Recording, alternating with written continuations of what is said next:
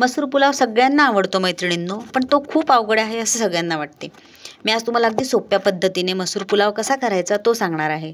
सगळ्यात अगोदर तेल घेऊन त्यात जिरे घातले, नंतर एक छोटा कांदा घातला, एक बटाटा घातला आणि मस्त परतून घेतला. नंतर त्यात थोडे कच्चे मसाले घालायचे आणि 2 हिरव्या मिरच्या, टोमॅटो हे टाकून छान परतून घ्यायचं. 1 चमचा आलं लसूणची पेस्ट घालायची आणि 2 मिनिट फक्त परतायचं. आपण कच्चे मसाले थोडेच घालायचे, कारण आपण जास्त कच्चे मसाले घातले तर आपला पुलाव फार तिखट होतो आणि लहान मुले खात नाही. आणि मस्त हे 5 मिनिट परतून झाल्यानंतर तांदूळ घालायचे आणि मसूर घालायची. तांदूळ मी 2 तास अगोदर भिजत घातले होते, म्हणजे धुवून फक्त त्यातलं पाणी काढून घेतलं होतं आणि मसूर 2 तास पाण्यात भिजत ठेवले होते. हे पाण्यात घातलेले तांदूळ आणि मसूर त्यात घालायची आणि गरम पाणी घालायचं. 10 मिनिटात आपला मसूर पुलाव एकदम मस्त होतो. तुम्ही हा नक्की ट्राय करा मैत्रिणींनो. नंतर चवीनुसार आपल्या मीठ घालायचं आणि मस्त मसूर पुलावची मज्जा घ्यायची.